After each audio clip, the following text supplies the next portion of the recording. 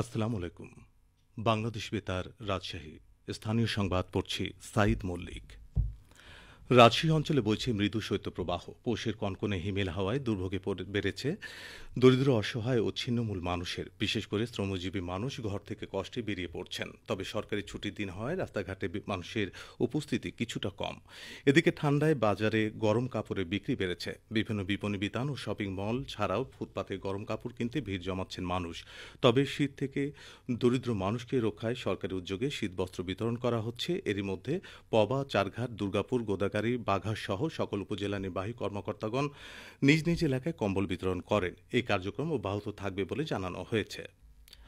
এর পাশাপাশি বিভিন্ন রাজনৈতিক, সামাজিক ও সাংস্কৃতিক সংগঠনের উদ্যোগে শীতবস্ত্র বিতরণ করা হচ্ছে। রাজশাহী আবহাওয়া পর্যবেক্ষণাগারের কর্মকর্তা রহিদুল ইসলাম জানিয়েছেন, আজ রাজশাহীর সর্বনিম্ন তাপমাত্রা রেকর্ড করা হয় 9.8 ডিগ্রি সেলসিয়াস। বিভিন্ন পেশাজীবীদের অংশগ্রহণে বাংলাদেশ জামায়াতে ইসলামীর আয়োজনে নাটোরে সুধী সমাবেশ অনুষ্ঠিত হয়েছে। আজ বিকেলে জেলা পরিষদ মিলনায়তনে অনুষ্ঠিত সমাবেশে প্রধান অতিথি হিসেবে উপস্থিত ছিলেন বাংলাদেশ জামায়াতে ইসলামীর আমির ডা শফিকুর রহমান। সমাবেশে আমির বলেন, বাংলাদেশকে মানবিক রাষ্ট্র হিসেবে গড়ে তুলতে হবে, যেখানে ঘুষ, দুর্নীতি, চাঁদাবাজি থাকবে না।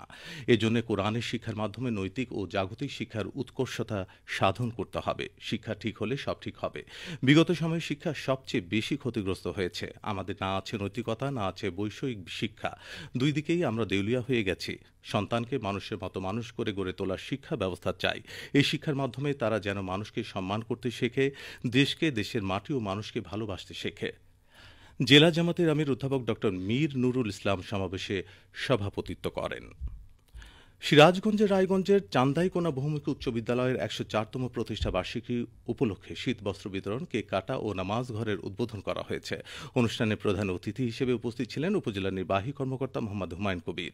বিদ্যালয়টির ভারপ্রাপ্ত প্রধান শিক্ষক আনন্দ কুমার নাগের সভাপতিত্বে বিশেষ অতিথি হিসেবে উপস্থিত ছিলেন সাবেক উপজেলা পরিষদ চেয়ারম্যান ভিপি আইনুল হক। অনুষ্ঠানে শতাধিক অসহায় মানুষের মাঝে শীতবস্ত্র বিতরণ করা হয়। নওগাঁ পৌর এলাকার পাটালির মোড়ে আজ শীতবস্ত্র বিতরণ করা হয়েছে। অনুষ্ঠানে প্রধান অতিথি ছিলেন নওগাঁ শাহী মসজিদের ইমাম ও খতিব মুফতি আব্দুল মান্নান। স্থানীয়দের উদ্যোগে এ সময় সুবিধা বঞ্চিত ৫০০ মানুষকে একটি করে শীতবস্ত্র প্রদান করা হয়। বক্তারা শীতার্ত ছিন্নমূল, শ্রমজীবী ও নিম্ন আয়ের মানুষের পাশে দাঁড়িয়ে সহযোগিতার হাত বাড়ানোর আহ্বান জানান।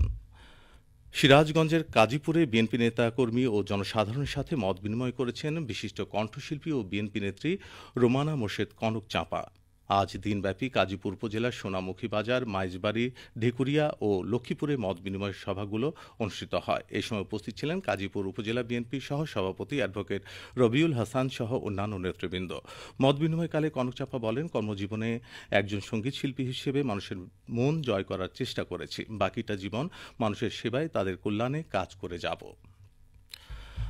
আসন্ন ২০২৫ সালের পবিত্র হজকে সামনে রেখে বগুড়া শহরের টিএমএসএস অডিটোরিয়ামে ৫ শতাধিক হজ যাত্রীর অংশগ্রহণে মত বিনিময় সভা এবং সঠিকভাবে হজ পালনের প্রাথমিক প্রশিক্ষণ কার্যক্রম অনুষ্ঠিত হয়েছে। আজ দিনব্যাপী হজের নিয়ম কানুন অবগতকরণের পাশাপাশি উত্তরবঙ্গের সর্বপ্রথম হজ ট্রাভেলস এজেন্সি হিসেবে অনুষ্ঠানে নিজেদের সেবাসমূহ তুলে ধরেন সাইম ট্রাভেলসের স্বত্বাধিকারী মক্কা প্রবাসী আব্দুল মান্নান।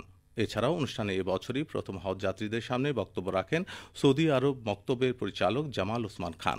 সৌদি এই নাগরিক অনুষ্ঠানে সাম্প্রতিক সময়ে সৌদি সরকারের আইন কানুন সম্পর্কে ধারণা প্রদানের পাশাপাশি হজ যাত্রীদের উদ্দেশ্যে বলেন, প্রতিবছর তথ্য বিভ্রান্তিতে প্রতারক চক্রের খপ্পরে পড়ে অনেক ধর্মপ্রাণ মুসল্লি হজ যাত্রায় নানা বিড়ম্বনায় পড়েন, যা কখনোই কাম্য নয়। বিভিন্ন লোভনীয় ও অবাস্তব প্রতিশ্রুতিতে বিশ্বাস না করে পেশাদার এজেন্সির মাধ্যমে আল্লাহর ঘরে যেতে মনস্থির করার আহ্বান জানান তিনি। আগামী ৫ই জানুয়ারি থেকে রাজশাহী কলেজ মাঠে বিসিক উদ্যোক্তা মেলা শুরু হচ্ছে।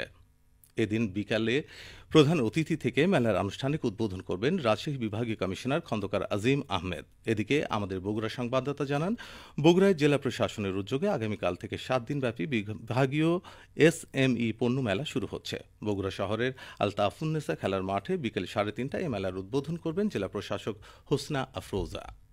সবশেষে আবহাওয়া।